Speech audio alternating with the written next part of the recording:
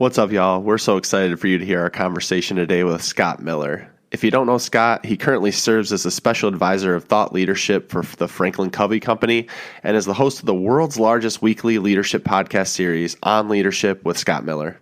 He also hosts Franklin Covey's monthly book club on bookclub.com. And additionally, Scott's an author of numerous books, writes a column for Inc. magazine, and is the creator of Ignite Your Genius. And above all that, he's an amazing person, an amazing human being. There's something for everyone in this episode, and I can't wait for y'all to enjoy. Hi, I'm Brandon. And I'm Megan. For years, we were stuck in a rut, always complaining that nothing ever changed for us. And then we realized if we wanted to improve our lives, we had to put in the work. Each week on this podcast, we'll get into an aspect of personal growth, relationships, or just life. Through our own experiences and guest interviews, we hope to inspire you to make your own positive changes. Welcome to the Fools in Love podcast.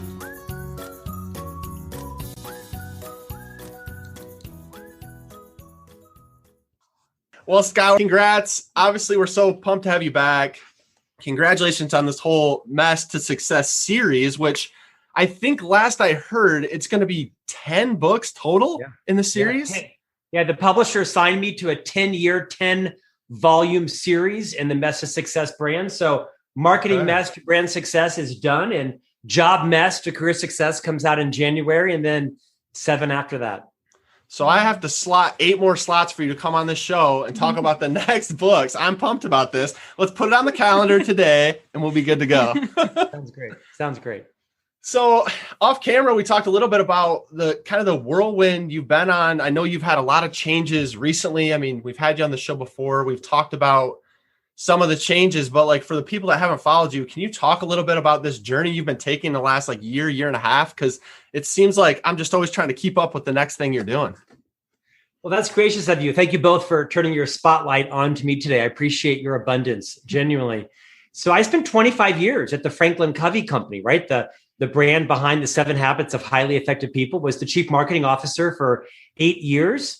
And like no other sane person, I quit that job in the middle of the pandemic and walked away from, a fairly large compensation plan, and a lot of stock. And I decided to kind of spread my wings and lead the next 25 years of my life, hopefully in career. Hopefully it's longer than 25 years, but maybe not. And so it was a big risk, but I'm a fairly fearless person. I spent a lot of years determining when was I being reckless, but thinking I was being fearless. And so I've learned better, not to confuse the two. I'll bet a lot of your listeners can relate to that, right? As masquerading as being fearless, but really being reckless. So I planned for several years, and my wife and I downsized a bit in terms of our expensive and the size of our homes to create a runway for ourselves and our 3 boys to build this business. And I've been delighted at how it's been received. So my 30 years of leadership experience in writing and speaking and podcasting. The podcast that I host is now the world's largest weekly leadership podcast. It's about 8 million every Tuesday. Congratulations. And so it's the generosity and the abundance of people like you that are helping to raise my platform. And so now this book is Marketing Mess to Brand Success, built on the success of management mess to leadership success. And I'm making the rounds, 2 steps forward, 1 step back, right? Every week, one door closes. And I genuinely, whenever something happens to me that violates my expectation, an expectation I just created out of the blue, I say to myself, sometimes a disappointment turns into an appointment. And instead of licking my wounds, I just think, okay, so what do I do with this, right? What is the lesson from this? How do I pivot? And that has helped me to keep my momentum going. Is when one door closes, I go knock on another door. And I'm pretty relentless about that. And I think there's some lessons to be learned in that. Definitely. Yeah, honestly, it's so easy to shine the spotlight on you. I want to just take a moment to pump your ego a little bit and just the person you are, because I'm going to say there are so many people, me and Megan were talking before we even got on this podcast. There's so many people we meet in the industry, in the field, that genuinely on camera seem like really great people. And off camera, you might get something completely different. And there's only a handful of people that we would say are genuinely serving great people just that you interact with. And you're one of those people. So I just want to say it's very easy from our end to support you in your endeavors in that regard. And I mean, I will say that like a year and a half ago, Brandon walked into my office. Well, really, he marched and he said, holy crap, Meg, Scott Miller just said, can I have your phone number? He's going to call me and he's going to walk me through all my questions. And I was like, are you serious? What are you talking? Like, that's going to happen? And I mean, was it some other Scott Miller? Did you get me confused with some other Scott Miller? I appreciate it. That's gracious of you to say. I think congruence is, the essence of character is trying to, share our successes, share our messes. I don't know if you saw it, but when my book launched, I thought it would sell a massive number. And you may have seen that when I unveiled the first week's results, they were a little less than expectation, right? But how do you write a book about your messes and then also not share your messes and try to teach through them? So that's my journey. Thank you. Yeah, I think it's so refreshing, like the whole Mess to Success series, because for us, a lot of times we look at people just generally, not even us personally, but just out in, the social media world, you look at people and you see them at the mountaintop and they share all their victories and they share all the things that they got this.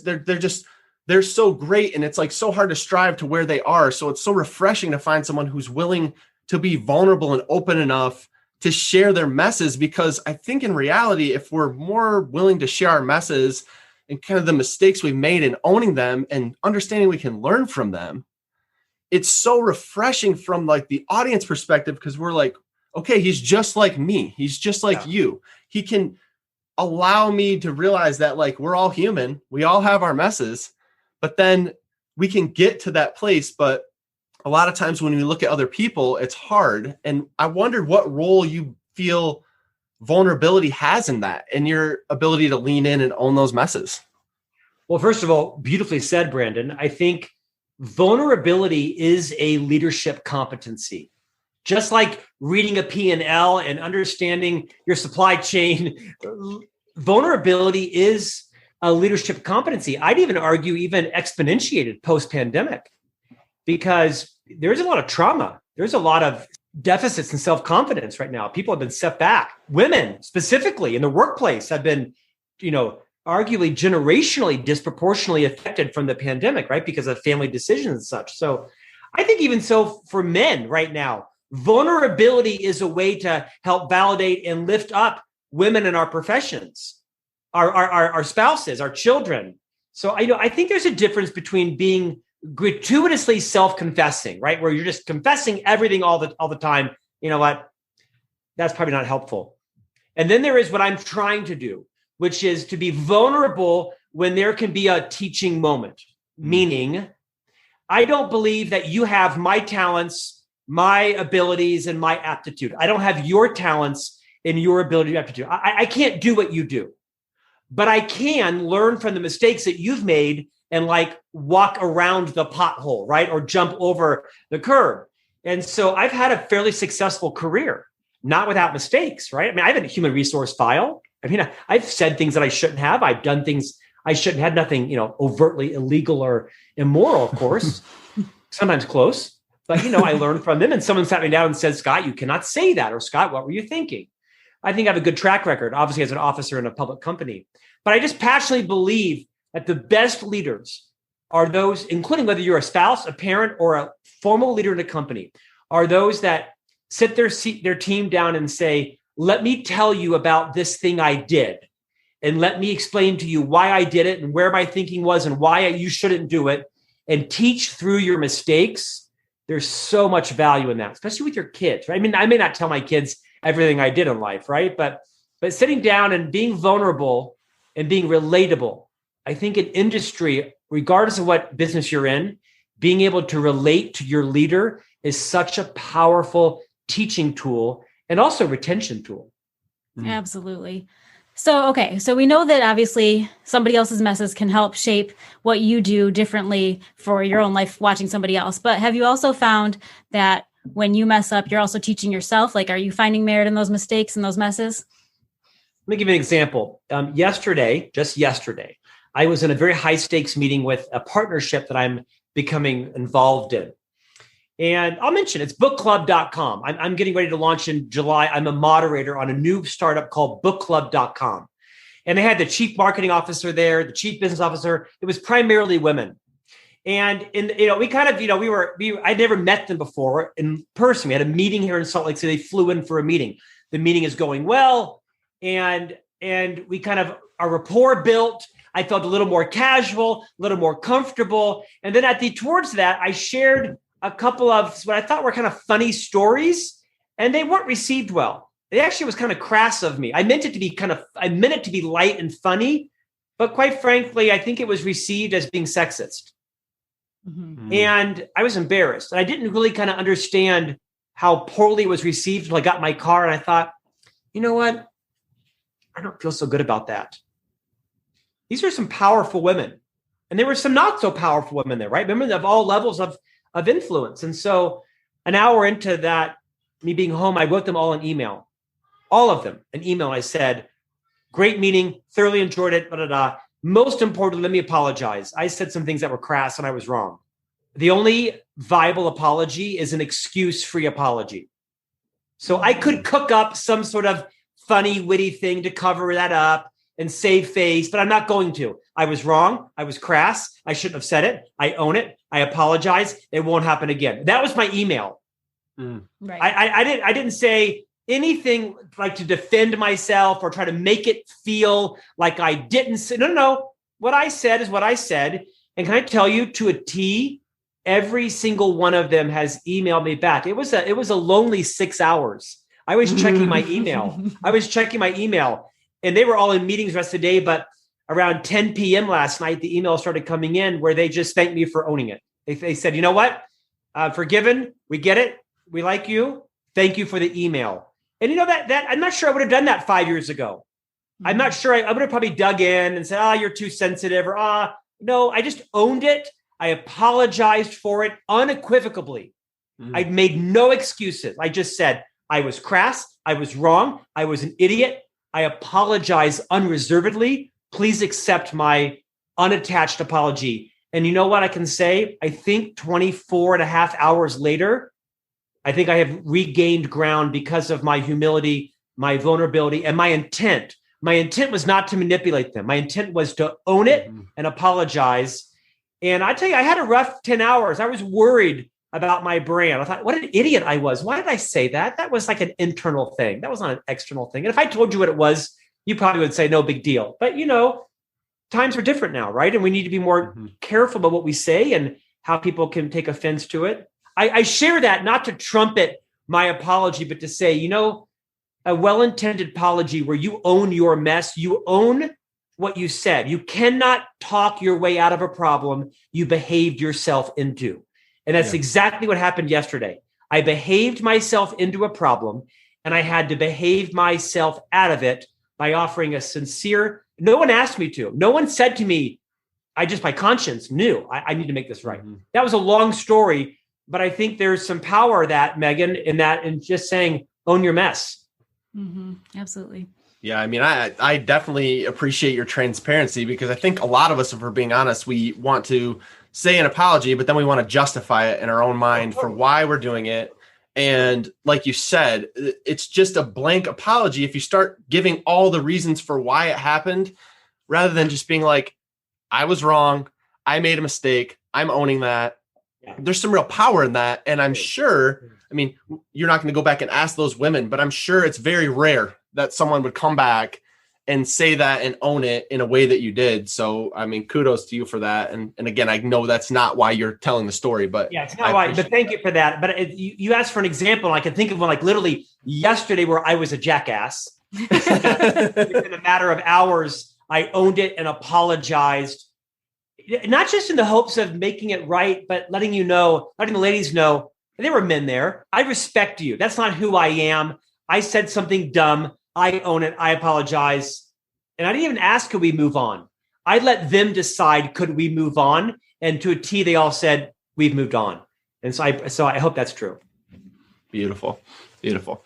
All right. Well, let's move on to the book. I want to talk a little bit about the book. So, Marketing Mess to Brand Success, second book in the series. So one of the things I love about it, because I know it's so easy from a business side to get caught up in this, and I think our audience would really be able to relate to this, but it's getting caught when you have your goals and you have the things you're trying to achieve. getting caught in the processes and spreadsheets and everything else and completely losing focus of why you're doing it in the first place, of your mission, of your purpose. Can you just speak a little bit to that? Because I think a lot of us are guilty of that and falling down those traps. Well, I think that creative minds, like I am, they need systems and structures to harness their energy and to focus them as well. But, here's what I've learned after, a 25-year career at FranklinCovey and almost 10 of it as the chief marketing officer, is that you got to surround yourself with really smart people that can call out your blind spots, that can remind you of why you're in business, that can help to ground you, focus you. I'll tell you, the decisions you make have a disproportionate power to your brand and your influence. I don't know that all of us really think about the gravity of the decisions we make, right? Say yes to this, say no to that. Say yes to these 5 things, therefore everything is a C- versus yes to these 2 things, and therefore it's an A+, right? Saying yes to 8 things is more gratifying. And you know me, I love a good crisis. I do my best work in sort of urgent mode and the dopamine. And if one doesn't exist, I'll cook one up. I'll elevate things that are not crisis worthy to crisis level because I feel validated, because I do my best work under pressure. So I've got to surround myself with people that are courageous enough to say, Scott, why are you doing that? Scott, why are you doing this? Scott, this is your wheelhouse. Stay focused here. If you look at the most influential people in the nation, in the world, you don't know them for 5 things. You don't know Roger Federer for hockey, right? You don't know Drew Brees for tennis. You don't know Dave Hollis for television, right? Or Ron Howard. You don't know Ron Howard for cooking. You know these people because they are experts at what they do. They've paid the 10,000 hours, and they usually have surrounded themselves with great people that help keep them focused and don't allow them to take that creative. I'm sure Ron Howard could open up an amazing restaurant. He makes movies. I'm sure Julia Childs could have, created all kinds of things, right? So there's some power. My answer is broader than your question, but there's power in self-awareness, knowing what fuels your passion, knowing what depletes you, knowing what energizes you, and knowing how easy it is for you to get distracted. And I think a lot of us build excuses. Well, I'm building a brand, or I'm testing out a lot of ideas, or I'm satisfying my creative juices. Well, you're going to be doing that for a couple of years if you don't get serious around what your true contribution and value is. And by the way, entrepreneurs, solopreneurs, people with side hustles, there's a time and a period in which we test, right? We incubate. Let me finish this thought. I had the privilege of interviewing Karen Dillon on my podcast. She's the former editor of the Harvard Business Review. Not too shabby. No. She co-authored a book called How Will You Measure Your Life? Now, listeners, check into this. In this book, How Will You Measure Your Life, which is a phenomenal book, she shared some research from a fellow Harvard Business School professor that said 93% of organizations that achieve financial success do so with an emergent strategy, not the deliberate strategy they set out with, which means that only 7% of the time, your business idea that makes you successful was your original idea. 93% of the time, Brandon and Megan, you had to change your mind. You had to pivot. You had to be open to be influenced by someone else. Maybe it was the receptionist or someone you knew that was more junior than you. 93% of the time, when businesses become successful, they changed their mind. And I think that speaks to your question, which is just around making sure that you are surrounding yourself with smart people, wise people, mature people that can both champion you, but they can also challenge you. Yeah. Absolutely. Yeah. So in the book, you kind of mentioned this idea that you came to the realization that you've always been a marketer and we're all always marketing for ourselves, right? Can you just talk to us a little bit about that idea and kind of how you came to that and why that's true for all of us? Sure. So let's level set, Megan. Everybody's in sales, whether you think you are or not. It'll take me 2 questions to prove to you that you are in sales. The pastor at my church, the headmaster at my boys' school, right? The clerk, everyone is in sales, period. Everyone is in marketing, just like everyone's in sales. Whether you think you are a marketer or you have marketing talent, everyone's in marketing. And really, marketing is just simply, the avenues in which you build and communicate your brand, right? Your brand is your reputation. Your reputation is the collection of all of your decisions and the promises you make to others. So everybody is in marketing. And every person listening to your podcast, they have their own brand. Their brand might be that they are voracious readers, that they're insatiably curious, that they're always late, that they are gossipers, that they are not trustworthy with your secrets, you get the point, right? Everyone has a brand that they have behaved themselves into.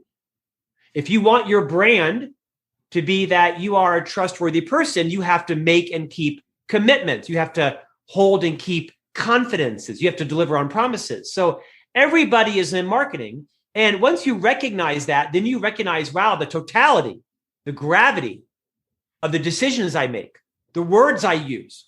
A perfect example is the lunch yesterday, right? My brand was really strong in the first 80% of the meeting. It took a nosedive into the ocean the last 16%. That's the brand that I left people with, and I had to recover from that. I think the big idea there is that once you own the concept that everyone is in sales, that everyone is in marketing, then you begin to become a little more deliberate, a little more fearless, but a little less reckless with all the decisions you make, your website, your conversations, how you treat people, how you make and honor and keep commitments. Well, that's not a big idea, but it's a good reminder, I think, to most people. Mm-hmm. Yeah, I think a lot of times marketing is looked at as it's like a dirty word. Like people don't want to say they're in marketing because there's negative connotations tied to it, because we're all marketed to so much. And in the social media age, you're obviously getting marketed to by Facebook, Instagram, nonstop. And so it's kind of over inundated. So people don't want to own the fact that that's what they're ultimately doing. But it doesn't, to your point, it doesn't have to be like a negative thing where you're just slapping people over the head with your message. It's actually, building your brand and being able to share your message with people that you can help as well. I don't know, Brandon, to your point, I don't know a single person that doesn't want to be influential. Mm-hmm. That doesn't mean you have a big personality or a loud voice or you're on stage with a microphone, right? My wife she wouldn't do it. My wife would walk away. No, she would run away. If a microphone came her way, she would run away. But my wife wants to be influential, right? She wants to influence her boys. She wants to influence me. She wants to influence her friends. That's all marketing is just being in persuasion mode, influence mode. Right. Beautiful. Yeah. Okay. So I love in the book, you talk about owning your own tenure and realizing in your own career when it was time to kind of move on. We talked about your adjustments this year, last year and a half, however long it's been. And we've really looked into leaning into your own tenure. So how do you do that? Because I think we're always like, hey, we're in these circumstances and these circumstances control this. And if it wasn't for this, then I would be here. And if it wasn't for this, then I'd be here in my career, or I could do this, or I could meet this goal. So how do you do that? How do you own your own tenure and decide and make the decision without the circumstance? Because you ultimately are saying you control the outcome. First of all, I wish you could see how lovingly your wife looks at you. I'm captivated. I wish all of your listeners could watch you ask a question and watch how lovingly your wife looks over at you. It's very endearing. Aww, and I think you're gonna make me cry. I watched that several times in the podcast. And your wife is smart and intelligent and a great communicator. She can do a podcast without your ass. But that's right. I just like how much your wife likes you. It's palpable. Okay. Thank you. I like that too. It's good in a marriage. I wish my wife looked at me. I'm sure she does. A different podcast. Okay. To your point, this one is called Own Your Tenure, right? It's really around taking control of your career. But I'm writing a book called Job Mess to Career Success. It comes out in January. And the whole premise is that the majority of people, whether you're in marketing or sales and product development or innovations or supply chain, or you cut hair or you mow lawns, you got to own your career. Stop pursuing an accidental career, bouncing to this company for $4 more an hour, or that company because they have a ping pong table, or this. No. You got to take deliberate control of your career. You own your career. Whether your career is a side hustle or it's a full-time job or you're a corporate attorney, you own your career. And you've got to understand when you get bored. let me take a sidetrack for 30 seconds. I think most of us spend too much time studying other people. Mm-hmm. Like I studied Dan Pink and Seth Godin and Rachel Hollis and you name it, right? I've studied, I've read their books, I've been to their pod. But how much time do I spend studying Scott Miller? Like, what are my passions and what are my fears and what makes me embarrassed and what do I really want and what's my legacy and what brings me joy and what irritates me? I mean, I think the big idea here is spend more time studying yourself. Mm-hmm. Spend a little less time studying other people. That's not selfish because when you study yourself, you know what your pressure points are. You know what gives you joy. You know what kind of leader you will thrive under. You know when you will get bored because the research shows, Megan and Brandon, that at about 3 years, people tend to become a little bit complacent in their jobs. They don't think they do, but it shows to others. The research shows about 3 years is when you tend to become bored with the learning curve of your job and you're kind of ready to move on. Doesn't mean you have to move out of your company necessarily, but I think it's important to kind of know when is it time to disrupt yourself? Because here's the fact, and this is horrifying, Brandon. Rarely are you in the room when your career is decided for you. It's usually your boss and your boss's boss or the CFO. Rarely are you in the room when your career is decided for you. That is both gross and insightful. And it's true. So I would say to your listeners, the power to disrupt yourself is something that you give as a gift to yourself. It's to understand how long should I be in this job? When should I move myself out? When am I becoming too comfortable or too complacent where I'm either not challenging myself, I'm not learning and growing, I'm not pursuing my own goals? I think the power of self-disruption is what will always keep you in control of your business and your career. Gosh, I feel like there's enough there to do a whole episode. Well, we could, right? But it takes confidence. It takes some self-awareness. It takes some risk-taking. It might take saving some money so that you can be in control of your career because you might need to leave a toxic boss or a horrible culture to go make more deliberate decisions. I think the vast majority of people live their careers accidentally, bouncing around versus this is what I'm going to do. Here's where I'll be in 20 years. And instead of forecasting, they backcast.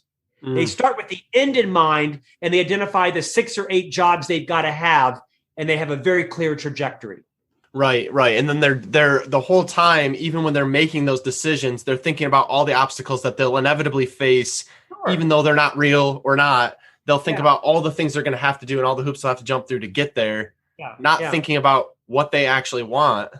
I mean, that was one of my questions for you. Like you talk about in the book, actually setting aside time. And it kind of touches right back to your point of what you're talking about here, where you're saying, what does Scott want? What does Brandon want? What does Megan want?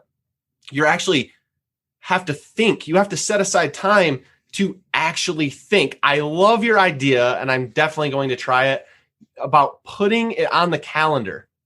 And I'm interested to see what it's called on your calendar, but is it just like Scott's thinking time or what? But setting aside time to think and actually spend time learning yourself and understanding what you want, because I don't think any of us actually do that.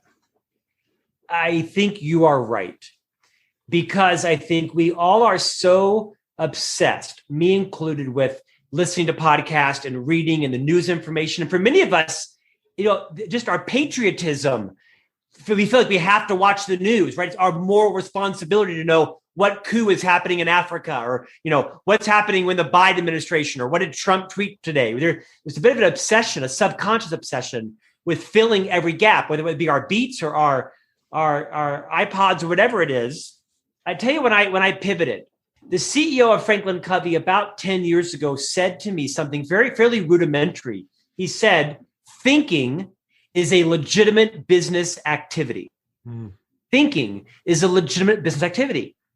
And for a lot of us, we feel the need in organizations to look busy, to be active. And if you're not super busy, then you're not productive. No, don't confuse activity and busyness with impact and outcome and success. I think busy is a badge that a lot of us fall victim to. I don't want that to be my badge. I don't want to be super busy. I mean, it gives me some validation. It must, because I've got, back to back all day today. But like you just said, is I have time on my calendar literally to sit back, put my feet up, and just think. I'm a very visual person. So I have all of my projects, all of my goals on the wall, and I sit back and I'll just, for half an hour. Okay, 4 minutes, because I have 3 boys that all have my personality and they're bound to come in here. But just sitting back, kind of, looking and thinking, I'm spending too much time on this and it's not materializing. My ego is keeping me involved in that, or my commitments. Could I unwind that?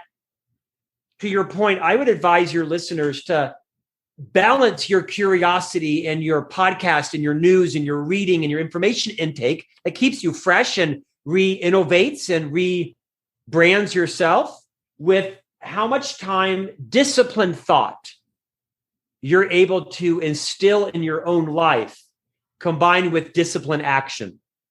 I think most people think discipline as how they organize their day, their priorities, disciplined action, but disciplined thought is underrated. Wow.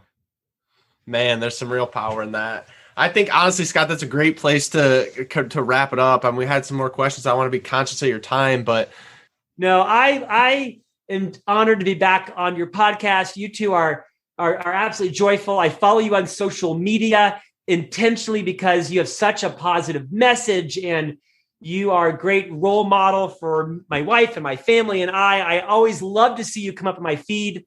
So I'm honored to be friends with you, and I hope that we get the chance to actually spend time together someday. Yeah, that would be awesome. Thank you so much, Scott. Thank you for coming on again. Thank you for the person you are. Thank you for the message you're spreading. We appreciate you very much. Thank you. Hey B, what did you think of that episode? I think it was pretty dang good.